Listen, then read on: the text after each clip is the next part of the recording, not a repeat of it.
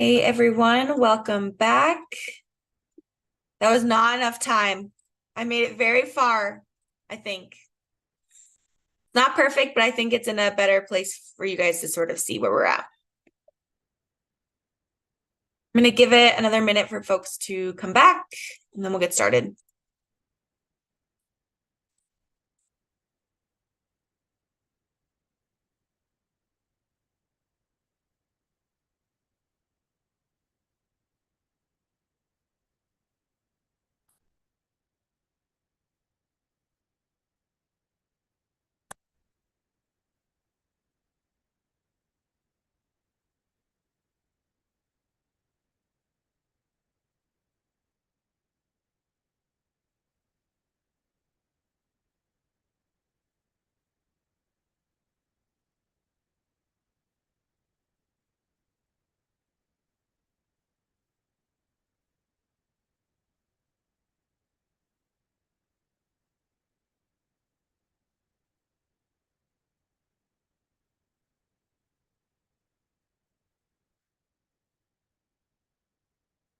All right, I'm going to share my screen.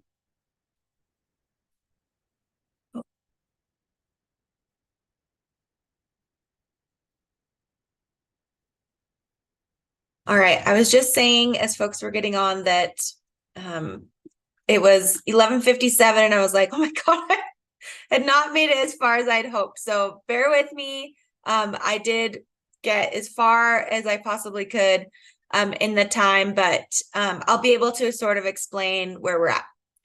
So I cleaned up the language that we were looking at this morning.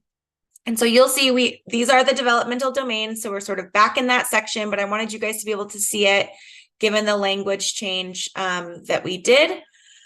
Let me know if you have any questions. I did update that language in 1A. Language domain includes communication and comprehension, oral and written language. Language instruction includes opportunities for students to develop. Marie, go ahead. I just see public preschool on like the third row in one.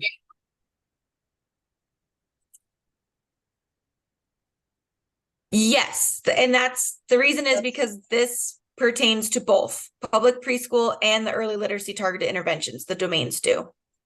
My question is, are we changing them all to early childhood? Sorry. And maybe. Yeah, good question. I think in these sections, and you'll see throughout the document that we still refer to public preschool in some instances that there may be a difference between the early literacy targeted interventions and public preschool. I think too, because in the second part, you'll see that we're differentiating, that I think it's good to say that both, these domains pertain to both in this section. Okay. I'm open to changing that if others want to. I just think that was the rationale behind it. Okay, I think the intent is very clear behind everything about it being for Jumpstart and early literacy, so I feel much more comfortable now. Thanks for cleaning it up. Yeah, no problem. Karen, I see your hand up. Yeah, Marie, it was making me think about, first of all, I really like the directions going. I do wonder if early childhood would be useful. I realize that private preschools and Head Start preschools aren't required to follow this rule, but most of them try. And so it feels a little like if we just do public preschool and targeted literacy, do they find their place in it, I guess is my only question.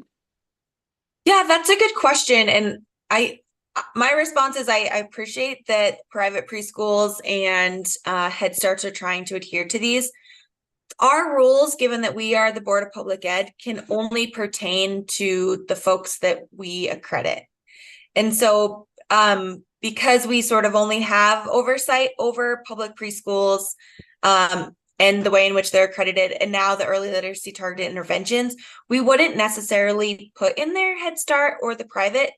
I'm just thinking about like other accreditation standards, and Marie, you can probably help explain this better than I can. We usually refer to like public schools, even though some private schools will also go through accreditation in order to play MHSA sports and other extracurricular activities. So they'll still use our standards, but they're not required to. Okay, and would the same be true of I recognize we're not there with figuring out what happens with the legislature, but if we do end up with private charter schools that want to do this, this would not apply to them either. Is that kind of what you're saying? I know it does apply to public charters. Well, if a charter under House Bill 549 in the public charter schools, if they applied, they would have to adhere to these standards.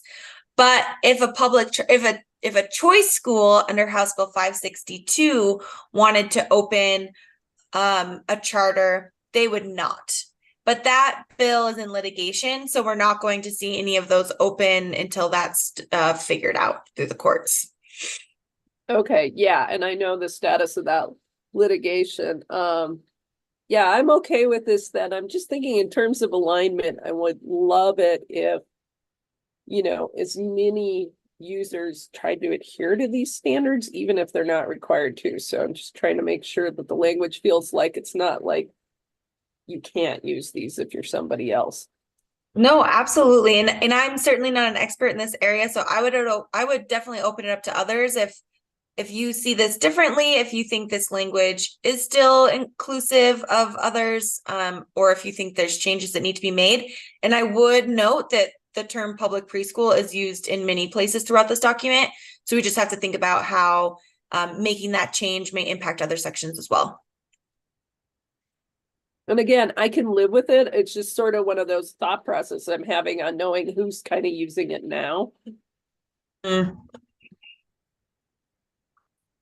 Any thoughts from anyone else in the group? I would just say I would think to just keep it how it is, consistent. And if anyone's electing to use these standards that aren't associated with a public school, they know and recognize that, and already it's a reference document, not a document for accountability. Mm-hmm. All right, any other thoughts or questions on some of the changes here for developmental domains? I know we really worked at this first top section, so I just want to make sure I sort of captured all of your thoughts. I think it looks great, McCall. Thank you for doing that so quickly. About quickly as we keep going, but you'll see. So you'll see here too that I did try to put it in red line, so I took away some of those highlights and sort of made it consistent. So I'll just kind of keep going through here so you can see some of that updated language. Again, the stricken language here is up above, so that's not actually going away. Same with the literacy. And then we get to 2. So again, I have totally not gone through and completely redlined this. I did not take away some of these highlights, just given I totally ran out of time. But I can at least give you some, I did make sure I did this first section because I think this is really important. And this is the section that we really talked a lot about. So I tried to capture the intent of ensuring that we kept the language that aligns to the Montana K-12 content standards. I really tried to, make that language clear about the separation between the public preschool, their requirements, and the early literacy content standards for the early literacy targeted interventions. The only section in here that I was sort of unsure about is the initial language said that, let's see, while only literacy standards apply to early literacy targeted interventions, and I think you guys updated that to English language arts. So I just want to make sure I captured that correctly based on the intent from this morning. I use English language arts, no commas in between, McCall, because those are that's the K-12. Just again, if we're saying, and importantly pointing out that they're aligned to K-12 content standards, trying to use that language. So this letter A, English language arts standards. This I looked at the kindergarten standards and then looked at our MELs and tried to create language that showed that alignment without going into the detail about all of the nuances and the importance and all of those different things, knowing that rule can't capture all of that. But yes, so only English language arts standards apply to early literacy targeted interventions. Yeah. And so you'll see the reading, print development, speaking and listening, and language. And some of this is going to be, obviously, this has really close connections and tied to the language developmental domain, which it should, right? We should be seeing Right. it repeated. And that's what we talked about on our last call, was that it's okay that we're seeing it again, because we're all on this group, and the way that we're going to talk about this and support programs in districts to operate and implement the targeted early literacy intervention, that we would want language to be really prominent in the developmental domains, but then also in the content standards pieces of it. Christine, I really like this language because I like how much it sort of overlaps with the language that we use for those skills in the evaluation methodology. I really like that.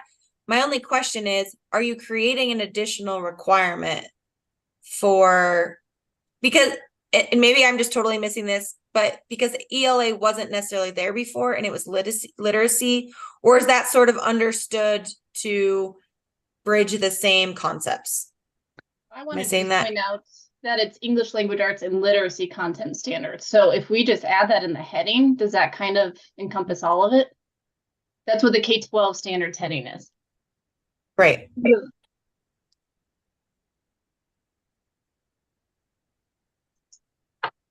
Right, that's what I was going to say too. I mean, the name is not English language arts standards.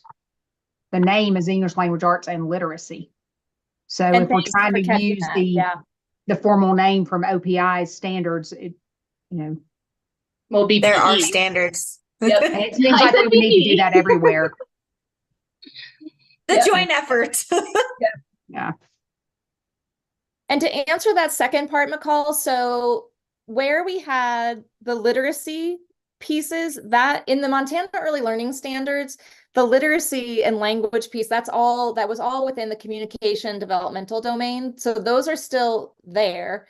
So, and again, it may have some redundancy, but I feel like instead of calling it redundancy, I'm calling it emphasis and highlight. So here, the language for standards, it's more consistent with what K-12 content standards look like and sound like. But this wherein students develop, blah, blah, blah, that's all taken from the Montana Early Learning Standards. So it emphasizes in a redundant kind of way. And so it's not new standards. I just gave the headings, like you said, and I looked at our science of reading. I looked at our rule that was that we did around the screening pieces. Again, this is not comprehensive of all science of reading things that will happen and get covered in the early literacy intervention, but it gives some highlight to those skills and standards as aligned to the K-12 standards. And I'm Okay, totally that open makes to more sense to me. Okay. Well, and I remember they were sort of embedded, and it was I was trying, that's what kind of took me so long, is I was trying to go back to see from the original rule sort of how we pulled some of these pieces out, but you're right, I remember they were sort of embedded in one another. So okay, that makes more sense to me. Do folks have any questions or thoughts about this sort of, I'm going to call it a new section, but reiteration of the section, and the language that's here? This might need to be a comma.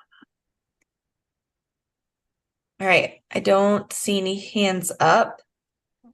Does anyone have any questions about the language up here at the top? I did strike, Christine, a lot of that initial language that you and Colette were using. And again, I think it's really important too that it's just good to remember that rule doesn't really have, I don't want to call it fluff language because I know it's really important language, but it's just much more straightforward. Mm-hmm. And so I took out a lot of that I thought was maybe just supporting language, I'll call it that, and not necessarily to the point of what this language represents. So Mm-hmm.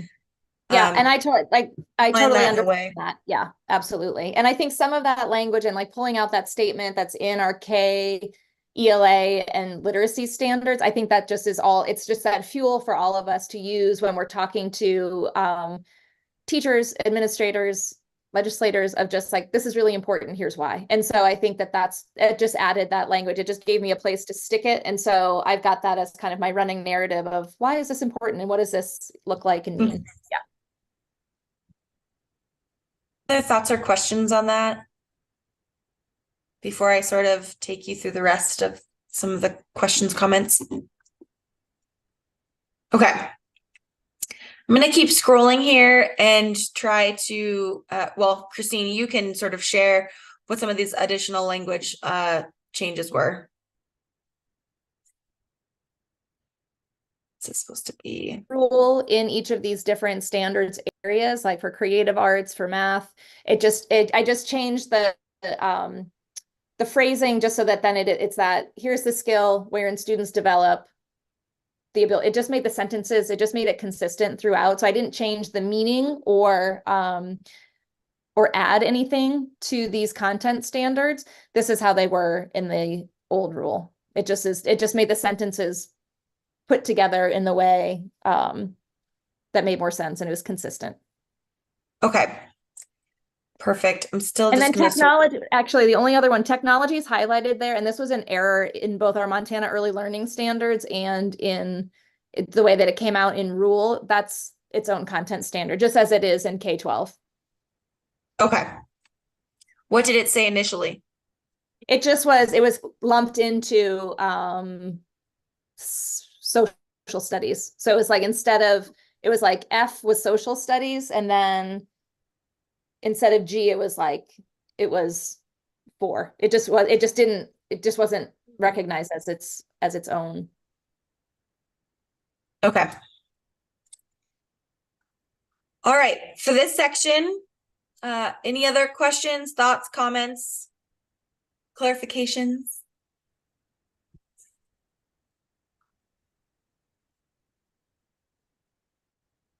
Anyone have any dissent to consensus?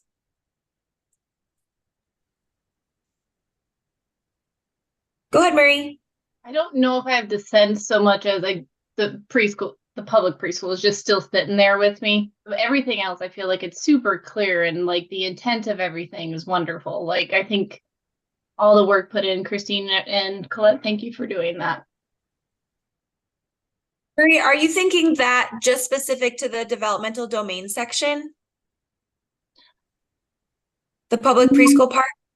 That's okay, so all developmental domains are applicable for a public preschool program. So is that how we have it up above? in what sense? Sorry. I guess my understanding is in our earlier work, we scratched it all for early childhood. And I know we have public preschool in different senses. And I know we've had this discussion. And like I said, I'm not dissenting as much as I'm like, Yeah. I want this to be so successful. And I don't want legislators to be like, oh, what just trying to sneak in there. So I just have a pause on it. So that's all. Let me scroll up. If you do, yeah, it's in there, McCall. I just did like in the agenda packet, if you do a search for public preschool, it's in that application and procedures, it's in the teacher qualifications, and then it's in the other places. I hear what you're saying, Marie, and I think that we're also cautious about anywhere that we see public preschool. When we've used it in here, it's been really intentional, especially around the teacher qualifications. Like P3 exists because of our hope that we will have public preschool in Montana. So it's highlights the importance of that. But in other places, does it kind of get muddy? I see what you're saying. Yeah, and Marie, this number 1 sort of really lays out the differences between public preschool and these new early literacy targeted interventions. And this is all new language to sort of help clarify that this section is going to be used for public preschools, which are ages 3 through 5, and for early literacy targeted interventions, which is 4 and 5, and that we're going to be calling them early childhood education programs collectively. Okay. But when we're referring to them separately for different reasons, you can kind of see that clarification here. I'm not opposed to changing that language if you think it's going to clarify it, but I think the reason why is because that section, it does just make clear that the developmental domains are for both, yet the content standards are, you know, there's clarification language there to show that they're not both applicable. Yeah, if everyone else is good with it and they see it that way, I thank you for that explanation. It's tying it to the MCA and the funding piece helps me too. So thank you for that. Yeah, that does help a lot. Anyone have any thoughts or questions on any of that? Okay, can we say yes to consensus on 110?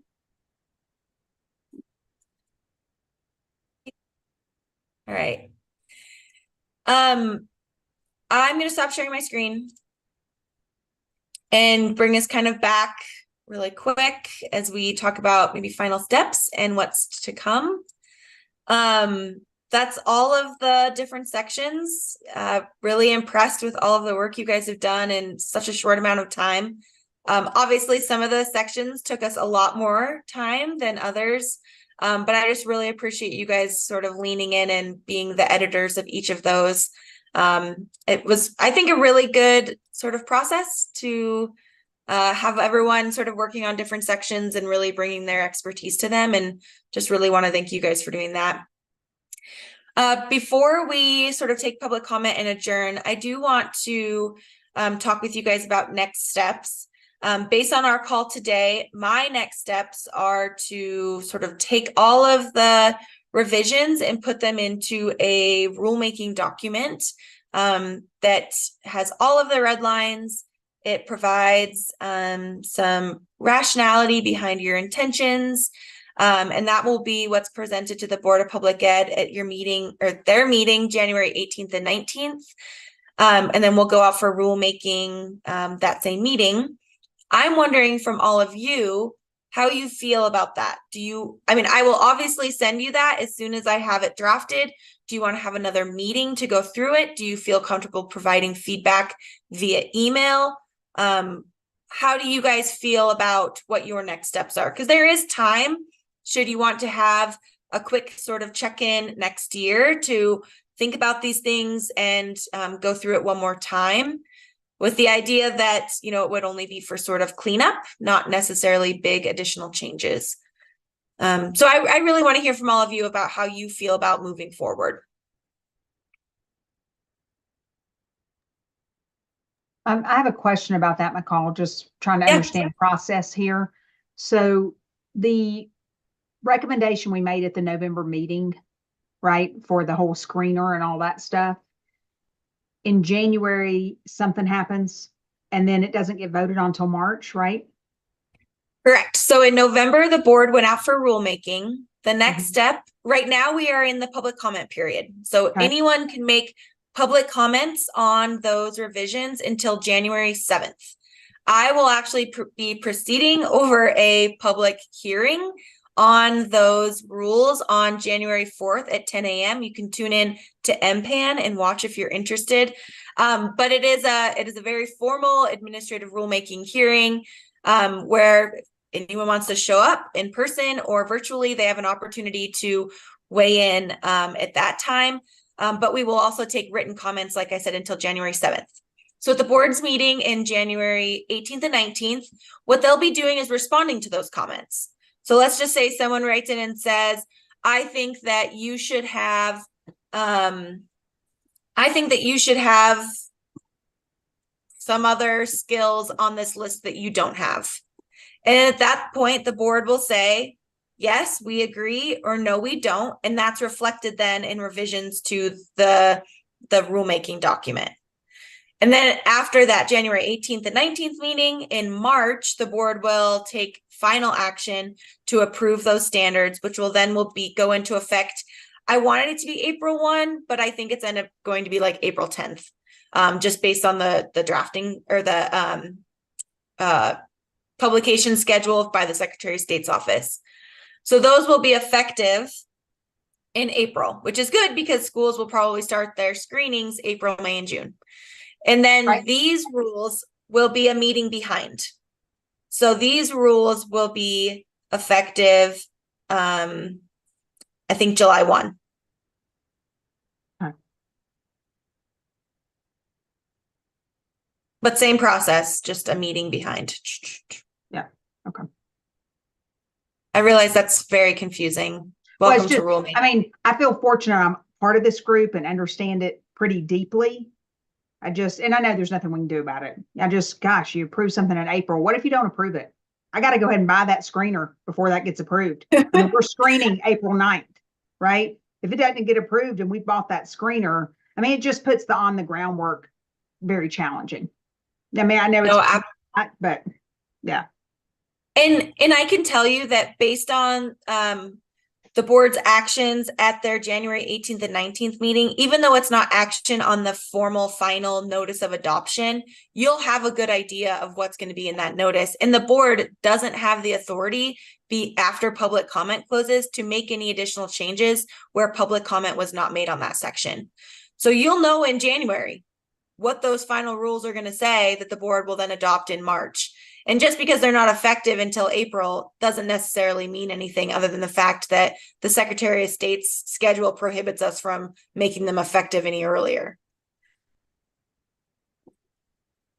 Yeah, so I guess to your original question is, I mean, I feel like we already have dates when these go to the board. It's not like if we meet virtually or through email or whatever that it changes the timeline, right? The timeline is already set. The timeline is set, and I'm sticking, like, I feel very strongly that we have to stick to this timeline because it will totally throw off school districts and could also require that the board have a special meeting. And so we're sort of in that sweet spot that if we hit it right where we're at now, it'll all go through perfectly and be fine. If we don't, then it just prolongs the process. Yeah. And so I was going to say, I mean, nothing that we decide how we gather impacts the timeline. No, but I do want like your feedback. I want you guys to feel comfortable about what you're presenting to the Board of Public Ed is how you feel. And I realize a lot of you have made, a lot of, what's the word I'm looking for? You formed a lot of consensus, right? Like you've met in the middle. You've agreed upon a lot of things where you maybe had to give in some different areas. And so given that, I want you guys to be able to feel comfortable moving forward with what you have as one unit. I think that's really important. Colette, I see your hand up. I'm remembering how Lance said that they were working on some supportive documents for districts. Do you think that's kind of going on behind the scenes as well? So that then in July, then districts will have some more of that information that's uniform? And I see Maria meeting, but yes, MTSBA does provide model policies. And I know that a lot of this language will be included in those model policies, and those all go to your school board. So those model policies will reflect what the language is here in rule and will provide basically those policies and implementation requirements for your school districts to follow the rule. Yep. To add to that, we are already going to do a survey here soon with districts to see who intends to opt into this opportunity. And also we have drafts of guidance documents being created already under the assumption things will pass through as they are, but knowing they could be edited if BP changes any of the rules or public comment does. So, and the collaboration is a part of that also. So I have 2 people working on this in-house, and then it's reviewed by that collaboration on our side. And yeah.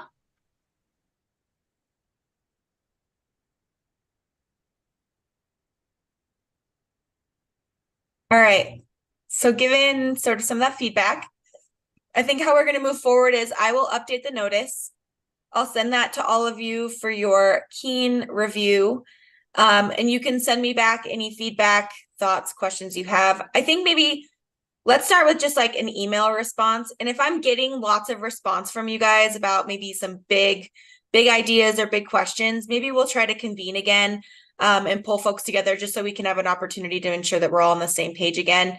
But from there, what we'll do is like we did at our last meeting, we'll have an opportunity for our board members to review the notice and ask questions of a few of you who took part in this process on a panel. We thought that worked really well at the last meeting, and our board members really appreciated it. Certainly I am not the person to answer all of those questions, so just appreciate having all of you as experts on this call.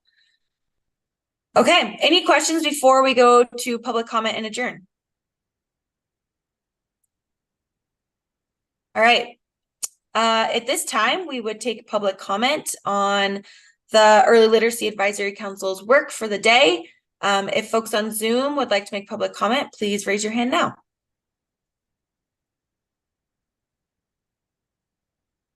All right, seeing none, we will adjourn. Thank you guys very much. Happy Thanks, holidays.